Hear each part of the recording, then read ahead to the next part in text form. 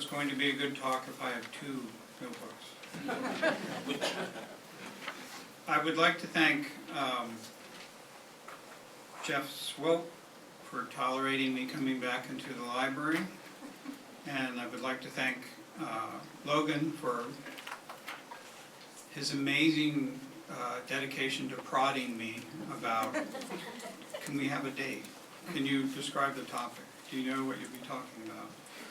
Actually, they gave me the assignment of history, vision, and mission, which is actually good because it will keep parameters to my talk tonight. I would also like to thank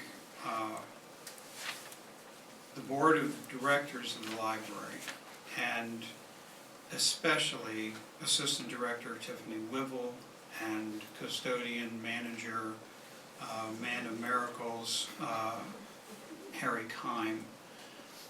Just recently I asked them, can I walk through everything again?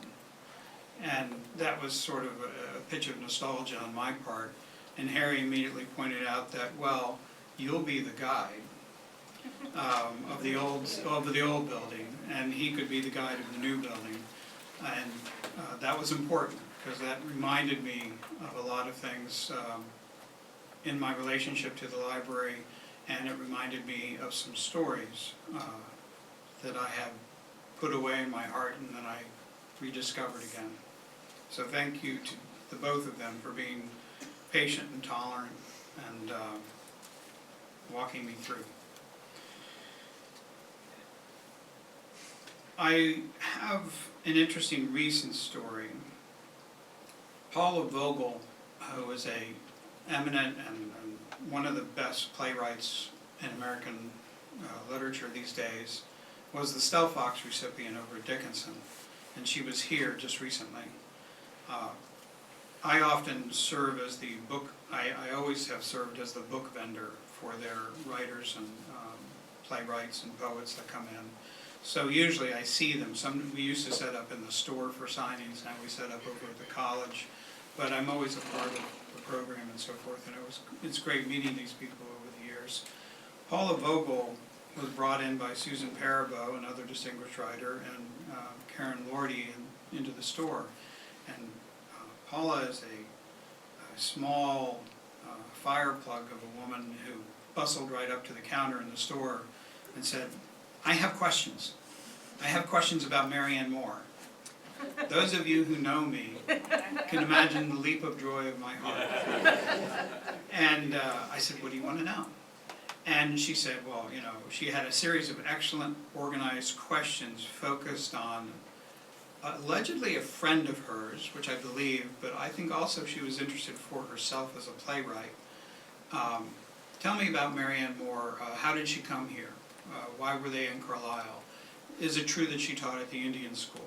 And she had a very interesting series of organized questions. And I answered all the questions, and I threw out my speculations and my own opinion and so forth.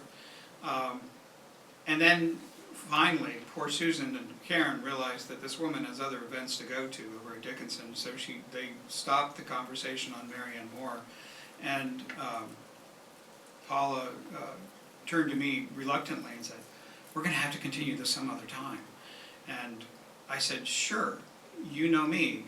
I have this button that's called my heart, and all you have to do is press it and say Marianne Moore, and I won't stop until you press it again. And Bosler is another topic like that to me. I promise I will finish this on time tonight. But to tell a proper history of Bosler would, to my wonderful indulgence, take days. I will try to do it in about 40-45 minutes, and I'll try to allow some time at the end for questions. I'm going to begin, so you will get slices of history. I'm warning you ahead of time. You will not get the complete history, vision, and mission of Bosler, but you will get indicative slices of this history and its vision and the mission over time. I am going to begin my history at the worst possible time for Bosler, a crisis that almost killed off Bosler before the town could consider it an institution. On Monday, October 29th, 1929, the Dow Jones Industrial Average on the New York Stock Exchange declined 12% of its value. The next day, it dropped 12%. By mid-November, 6 weeks later, less than 6 weeks later, it had lost half of its value. By 1932, the Dow closed at its lowest level in the 20th century, 90% below its peak. It did not return to its pre-crash heights until November 1954. That is the Great Depression that you hear reference to. The loss of capital, when we talk lightly about, several hundred billion lost here, several hundred billion like there, this is in terms of percentage. It took over 20 years, almost 25 years, for the Dow Jones Industrial Average to recover its value. Cumberland County and its seat Carlisle, like the rest of the nation, the rest of the world really, was staggered by the blow. Everyone was affected. Wealth, no matter how historic or founded, was no insulation. One of the wealthiest families in the county, one within the memory of those still alive in 1929, this family spanned the country from Pennsylvania to Northern California. It was based on an empire of banking, railroads, vast cattle ranches, mining, land speculation. This family was as well affected by this collapse of the economy. That's the Bosler family. The Bosler family, which had founded the J. Herman Bosler Memorial Library 30 years before, and that it amused me as I thought about that, because Whistlestop Bookshop is 40 years old this year. So within the amount of time I've been slaving away at being a bookseller, Bosler fit into that tiny little part of the first of the century. Had no money to spare, no money to speak of really to continually endow the library and actually some of the other institutions that they had founded. The endowment by then was fully committed. It was spent. This is the endowment that one of the Boslers at its founding in 1900 said, "We have left it with an endowment that should remain in perpetuity." Within 30 years, it was gone. The yearly fee, $1 a year for those who want to borrow books, was strictly token. It was always meant to be token. The library remained open solely upon the stubbornness of the children and in-laws of J. Herman Bosler and the stubbornness of its librarian, William Homer Ames.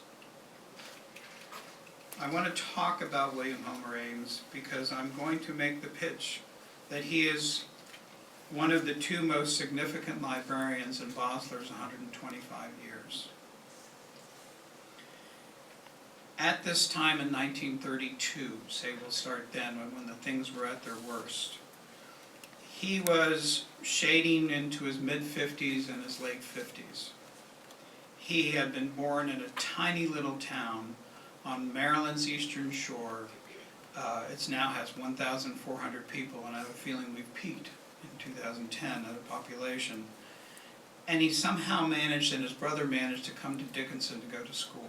In 1901, 1 year later than everyone else, he immediately embarked upon a career of teaching. He went to Irving College in Mechanicsburg and taught sociology and economics, and he also moonlit by teaching at Metzger College in Carlisle, teaching science. Irving College, you know, is long gone. Metzger College, you now know as convenience stores and approximately where they're building a new circle on North Hanover Street. Metzger College became It was essentially always a finishing prep school. It was a finishing college for women, but it became an adjunct of Dickinson College and was gradually sort of melded into Dickinson, and now only exists as a name in various branches of the archives at Dickinson College. But it existed in a magnificent building on the North Hanover Street, which you can see pictures of at the Historical Society and at Dickinson. After those 2 brief years, Bosler needed a new librarian. Up to that time, from 1900 when they opened to 1903, a niece of the Bosler family was the librarian. That selection of a niece, no disrespect to her abilities to run a library, but that selection of a niece sort of set a certain tone and gives a certain indication of how the Boslers wanted to run the library. This was their vision. Their vision was to be a place where young men could go to stay out of trouble, and where a circulation of books and arts and literature could happen, and where arts and literature could be taught through artifacts donated by the Bosler Library. It was thought of in a way as Bosler's museum, as well as Bosler Library.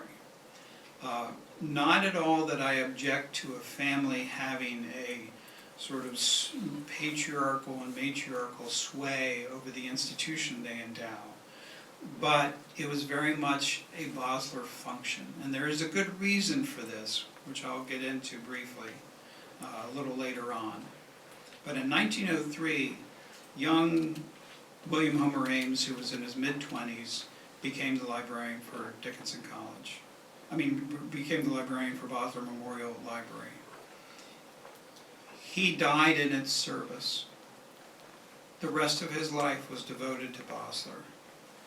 He became the one and all of Bosler. He changed its history, and he changed its vision, and he changed its mission. William Homer Ames never married. His brother lived in the area. His only other relative was a sister down in eastern Maryland, and who would eventually move to Richmond, and that would be his only sister at the time of his death. His only relation at the time of his death. Let's walk through William Homer Ames's library, as Harry and Tiffany and I did the other day. The only building that existed was what we call the East Wing. You walk up the steps into a temple that was dedicated as a memorial. If you look at the front of the library where the inscription is that identifies the building, you notice that the words only say the J. Herman Bosler Memorial. The word library is nowhere on the building. And I suspect that the family saw this building as a memorial, because that's when they also, of course, installed the Lila Memorial window. And it was not just a simple memorial to the favorite daughter, and it was also to the patriarch of the clan, but you notice that there was no word library anywhere. How did it become a library? J. Herman Bosler, essentially the son of an agriculturalist who got into milling and farming and land and distilling, all the agricultural ways to make money, transformed that money among his brothers, as particularly Joseph and John Bosler, John Williamson Bosler, James Williamson Bosler, sorry. And they pushed the money from agriculture into industry. Both James and all the brothers went to Dickinson. Only one of them finished. James Williamson finished. Joseph and J. Herman did not, because they wanted to join the family firm. And they got into banking and railroads, and it started in Pennsylvania, and it moved to the west. Now, when I say it moved to the west in a huge scale because it was the perfect time for the West to be a venue of investment. At one time, north of the Platte River, you could say, well, north of the Platte River is all Bosler territory. Thousands upon hundreds of thousands of acres. Essentially, a major part of the state of Nebraska was Bosler Cattle Company. When J. Herman would go out west and Carlisle would say, well, we know the Boslers, they're out traveling west again. Well, he was surrounded by reporters in Omaha because he was the Warren Buffett of his day. What do you think of the investments in our territory? What do you think of this? What do you think of that? He had a land company north of San Francisco that today would be worth many billions of dollars in terms of his presence at the right place at the right time. The money in the Bosler family is staggering. When he came home, and he always came home, he didn't set up a Shangri-La on the West Coast. He always came home to Carlisle. In 1874, he said, you know what this town ought to have is a library. So he was one of the 8 men who chartered the Hamilton Library, which from its beginning was designed to be the historical society. It wasn't quite chartered as that initially, but it was set up by men who wanted to set up the history of the valley and the history of the county. It didn't work as a library the way J. Herman thought we ought to have a public library. He approached his pastor, George Norcross of Second Presbyterian Church, and said, we have the best church library in town. Can we make that the public library?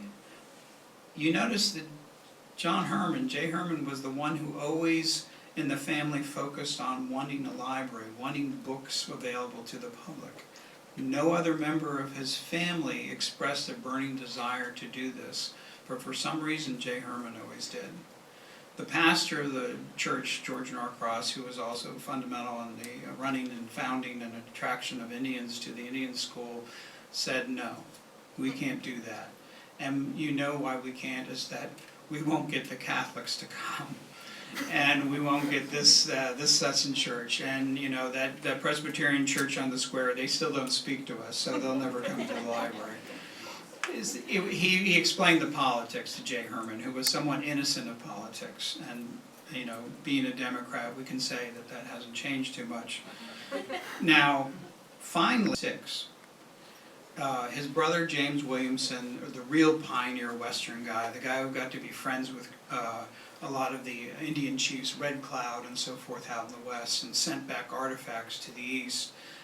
He died tragically young. He lived in a great big mansion called Seven Gables, which you now know is where Orrstown Bank is, roughly. And as a way to honor him, his wife, Helen Beltzhuber Bosler, shocked everyone by approaching Dickinson and saying, my husband always had fond memories of Dickinson. We would like to buy you a library.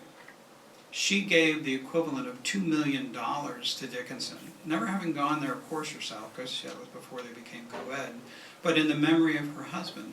And Dickinson took the money and built a grand red sandstone Romanesque Bosler Hall. That was to be the library. It had a chapel. It had a huge assembly room on the 3rd floor. This thing was epic. Any city in America would have been proud of this building. And it was finished in 1886. J. Herman's still around saying, hey, I've been the one campaigning for a library all this time. And then in 1889, a mere 3 years after the showpiece building on Dickinson College campus opened up at the library, a woman who sat in the next pew of the Boslers at Second Presbyterian Church, Amelia Gibbon, said, I'm going to give my fortune to found a library where, a public library where my family earned its money, Mount Holly Springs. And so you have a lovely pocket little red sandstone Romanesque library down there. the governor comes to its dedication. I mean, this is a big deal. This is the first public library in Cumberland County, Bosler Hall being the first private library in Cumberland County. And J. Herman, frankly, has his nose bent out of joint. The guy who's the most wonderful, calm, friendly, serene person is feeling a little left out by these Second Presbyterians who go around founding libraries. J. Herman dies young in 1897 with no library. He leaves a will that leaves all the wealth to his family. He has a very large family, just as his father did, and no specification of what to do with the money. His wife finally says, we're going to get this done. We're going to dedicate a memorial to J. Herman. And tragically enough, roughly at the same time, a few years before, the favored daughter, Lila, who was to be their last little gem that they kept with them, she got married, moved out west with a man who was involved in the Bosler industries, and came down with a disease. I'll go all into this tragic story next month when I talk about the window. But the widow said, we're going to do both at once. We're going to be efficient, as the Boslers always were. And they created a memorial, and they created a memorial window that was very significant to the feelings about the daughter. It had to be a library. So the same people who helped charter Hamilton Library and the same people who were in town when Helen Veltzuber Bosler gave money to Dickinson were the ones who chartered the new library to be founded as the J. Herman Bosler Memorial Library. You see, they sort of pushed it. They sort of said to the widow and the family who were grieving, this is what he meant to happen. This is what should be in the building that you have created so beautifully. There's no library on the outside, but there was a library on the inside. When William Homer Ames walked into this library, and he continued to walk into this library for 40 years more, he walked up those steps, he walked into that foyer, he looked at the stained glass lamp of learning, the temple to learning that was behind and above him. He looked up into the stained glass above him in the foyer. He looked to the right to a great big reading room with a fireplace that, as Harry said quite confidently, no, that's never burned wood in it. When you look to the left, there's another room. There's sort of a balance. It's not quite as big as the reading room, which is as you right as you walk in. There's a small room that is now the sort of headquarters of the Friends of the Bosler Library. There's been speculation about what that was used for. In my day, of course, it held the LPs and various other things. But I have a feeling that William Homer Ames quickly created it. He didn't want it as a librarian's office because it's far too large for that and far too fancy. I think he created it to be a special collections room. Later on during World War I, about 15 years after he took over, he created one of the nation's best collections of World War I recruiting posters and propaganda posters. I have collected over the years many books of these posters, and I have pined to see from the collection of Bosler Memorial Library, from the collection of William Homer Ames, that collection was dispersed. It was given away. It's lost to history. But I have an account of him building it, and I have a measure of how magnificent that poster library was. I have a feeling he used that room for his own personal passions of collections. Then you walk through the other doors, and you see before you, across the entire width of the library, the circulation desk. The stacks are closed.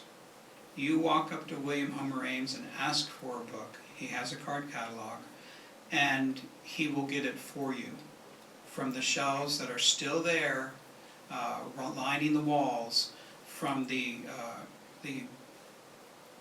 balcony that stretches, it wraps around the interior of all the book lines, or the bookcases are still there.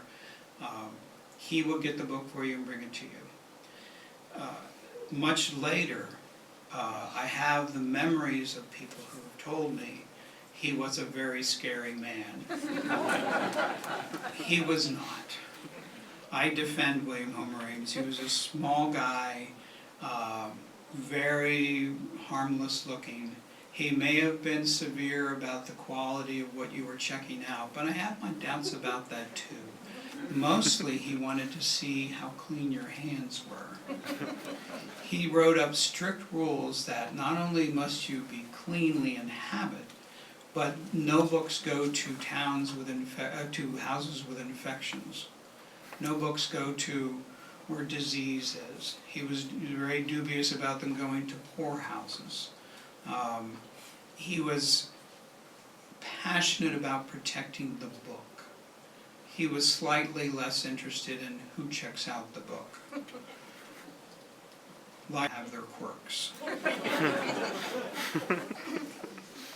It had a full basement, and where the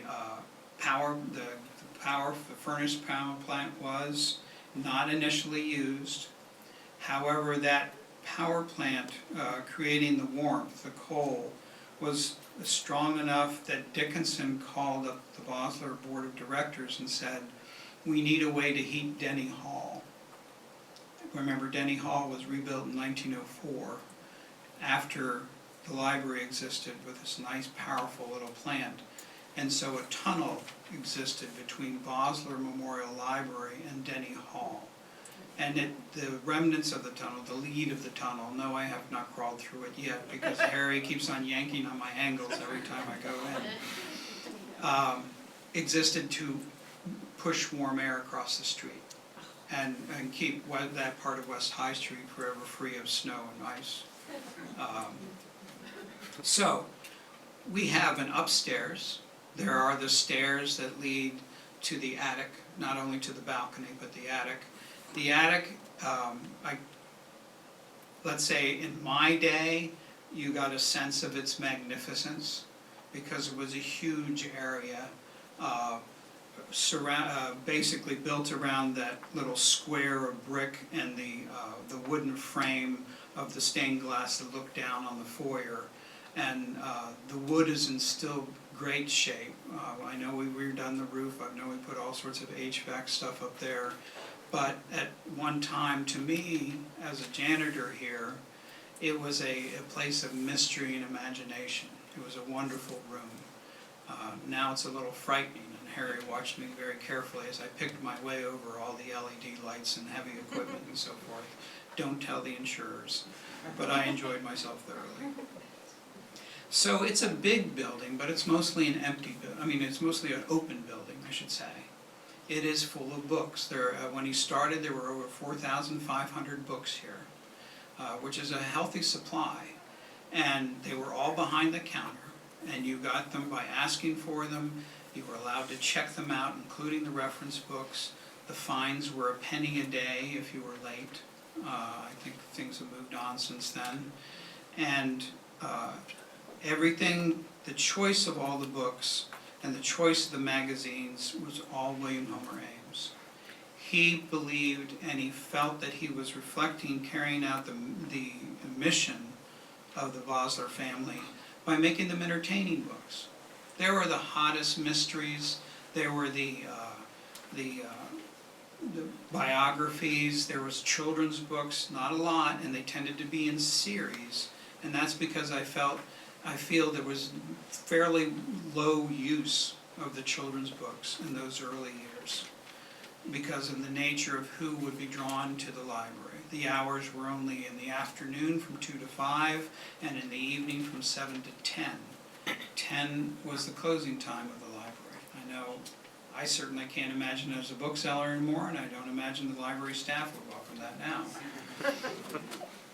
It was his world.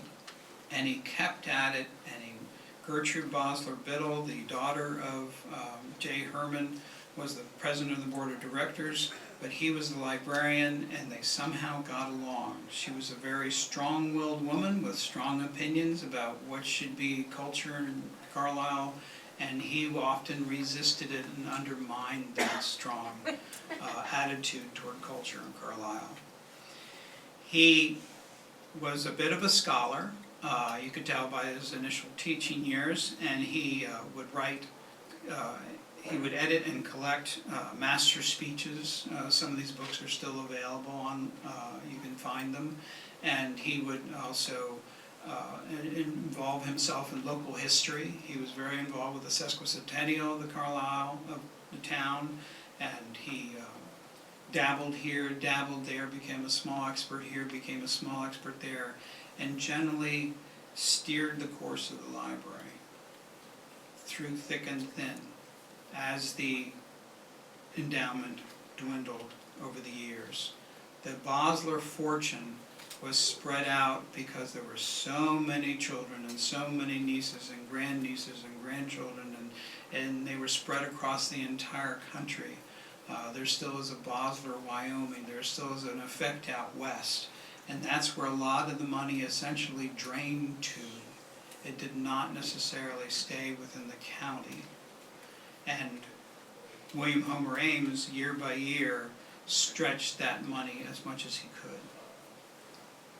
When the crash hit, there was no money anywhere. Not in the Boslers, not in the community, and not enough for a librarian to live on. At some point after 1932, without telling Gertrude Bosler-Biddle, president of the board, William Homer Ames moved into the library and lived here for a number of years. I'm still trying to figure out how long, but he was here, I figured, for at least 5, 6, maybe as long as 7 years. Where did he live? He could have lived in the basement when it was hot, and he could have lived in, because it had a natural coolness despite the furnace being there well insulated. He could have lived in the attic. There was certainly a sort of lot of magnificent open space up there when it was cold, because all the heat would rise to the top. He might have actually slept behind that huge counter, because remember, when he lived here as a resident, no one was using the library because he was the librarian. People often ask me at the store, so do you live upstairs? And I'm thinking, what are you kidding? I live here all the week, and I have to go somewhere else to sleep. But that's the attitude of Homer Ames is, if they can't pay me, I will continue to run the library, I will keep it open, and I will simply cut my expenses to zero. I will eat here on the equivalent of a hot plate at the time. I will take my showers down at the YMCA, which is in the next block down the street, and I will inhabit the library. I have become the library has become me. And that's how he survived, and more importantly, that's how Bosler survived. Because no sane person, and I look at some of the librarians I know, should or would do this. I have talked to people. It was common rumor. You know how effective common rumor is as a source of history in small towns. But it was common rumor that he did live there at some point. And I have found more evidence over time that that was indeed the case. When the economy began to recover slightly, when America became a manufacturing engine for Europe at war, William Homer Ames moved out. He was now in his 60s, and he moved to an apartment above what we now know as Hamilton Restaurant. And on December 15th, 1944, he did not respond to people asking him, "Aren't you going to open the library?" You've had this response, I'm sure, this major question. It's not about you, it's about the library. Why isn't the library open? It's because the librarian is not there. He had collapsed.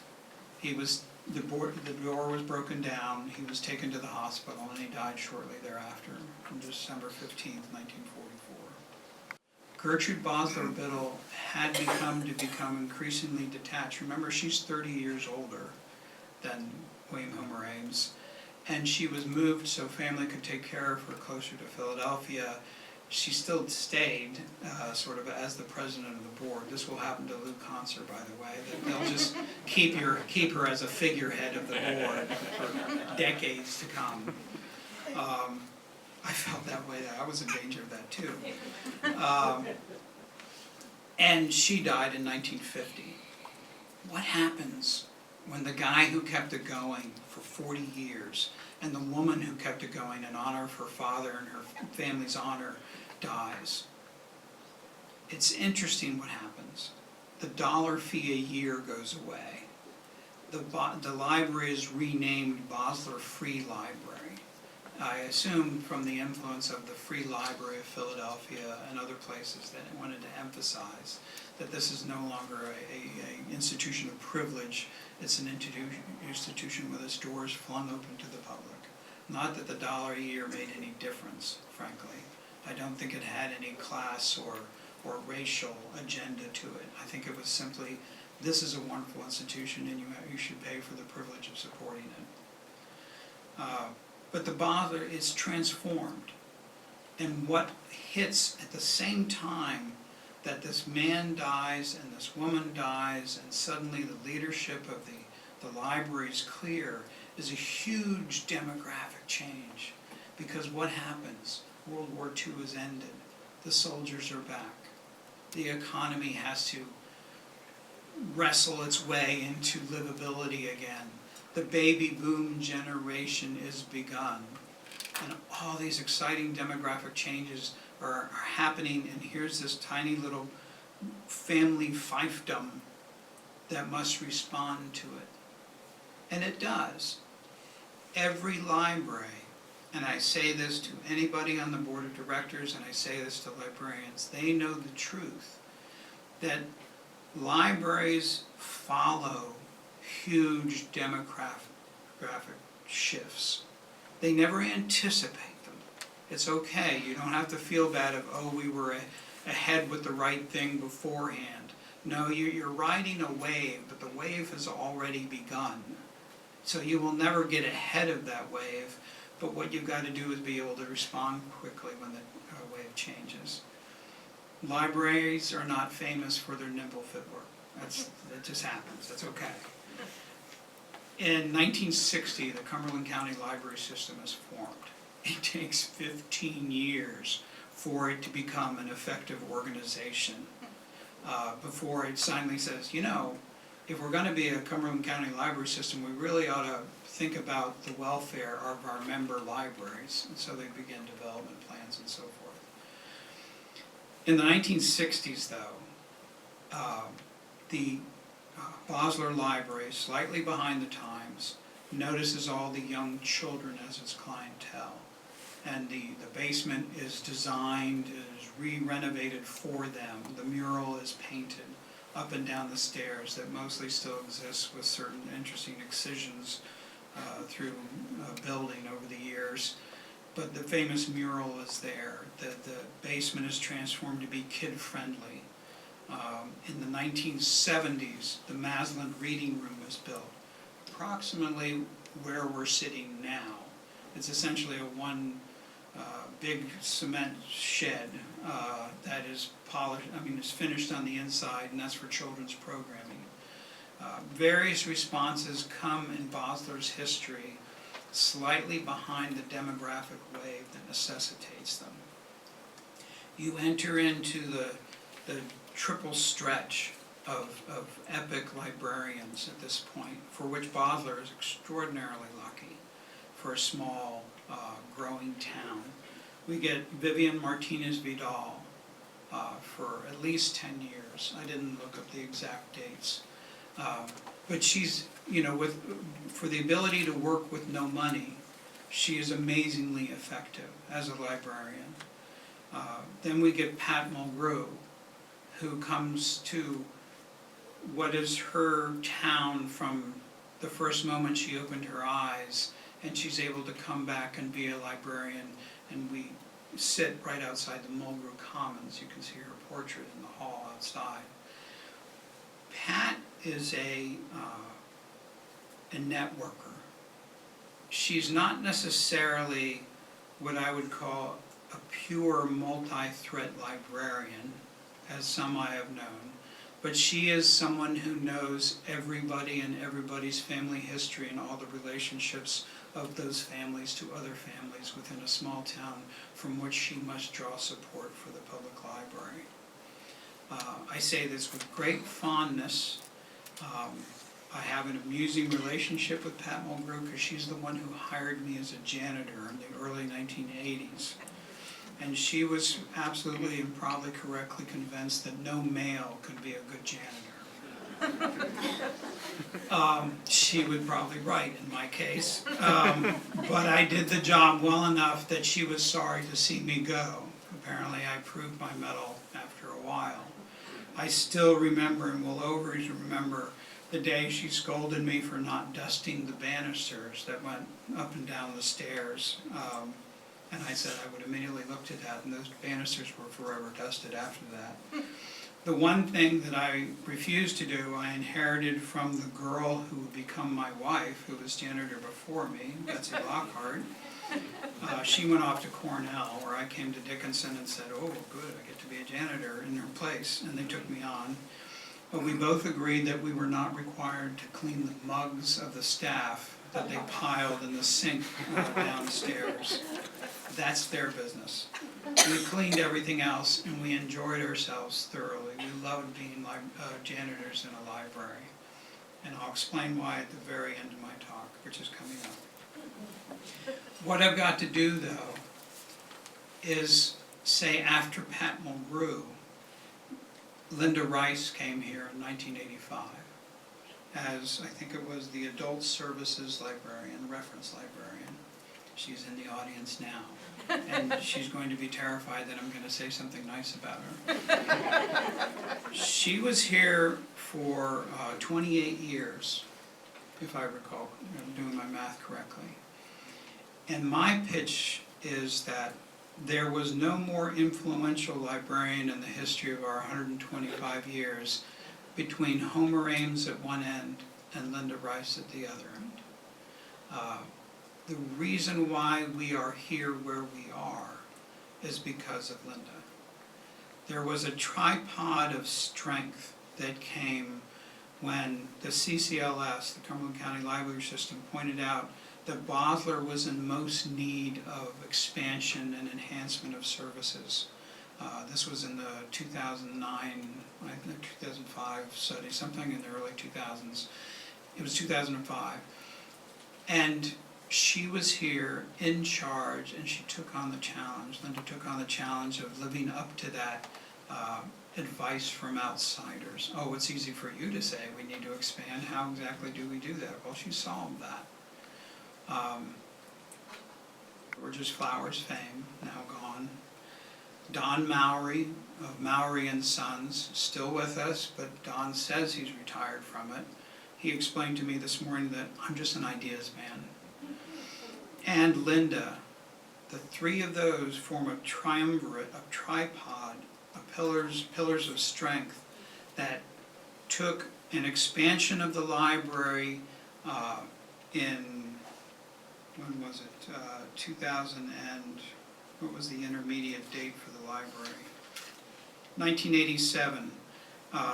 That's when, by the way, House of Pizza was demolished, which we all still mourn, I'm sure. We pushed to the corner, and I still think of it, oh, you're also demolishing the property upon which one of the most famous gardens in Carlisle, but that was 19th century, so no one ever regrets that. Everyone still regrets the House of Pizza. They took an empty shell. Essentially, they had enough money to build a shell in 1987. They didn't finish the second floor until 1993. In other words, 6 years went by before you could finish half the building that you built. Now, upon this stumbling, staggering way of expanding a library, Linda and Don and Nancy, and I was involved with the board at that time. I watched these three with awe as they worked their magic. And we did a study on how much we could afford to do. What did we want to do? I remember these hotshot consultants telling us all that we could only afford to raise, I think it was 4.5 million or something like that. And we realized that we were once again facing that thing that you're going to build another shell again. You're sort of going to curse future generations with filling what you had envisioned. Well, we worked extra hard at that point, and we came up with the full, and I know it's more than this number, but the official number is 6.5 million. And this builds the building that you're currently in. We also immediately came up, amazingly, with other money to refinish to sort of renovate the East Wing. That was the history of it. The vision changed from the families, oh, we're going to set up a little museum and memorial for ourselves that will also double as a library, to by this time, because of Homer Ames's dedication to Bosler as a library, all subsequent librarians have taken that on, and the vision has purified itself. Libraries are essentially, when you get down to it, places that have things that people can come and share that they don't have to own. That's a basic idea of a library. Now, that seems odd in our acquisitive culture, whereas you can stream in DVD movies now, you can upload books or download books. I hate electronic books, so don't ask me which it is. So it's a situation where you've got to be continually following what people don't want to own, but they want to share. A sense of community is embedded in the vision of a library. And Bosler has always been dedicated, ever since Homer Ames, to sharing the riches that you have here or can produce here. The mission is how you do that. You're always going to be slightly behind the next step.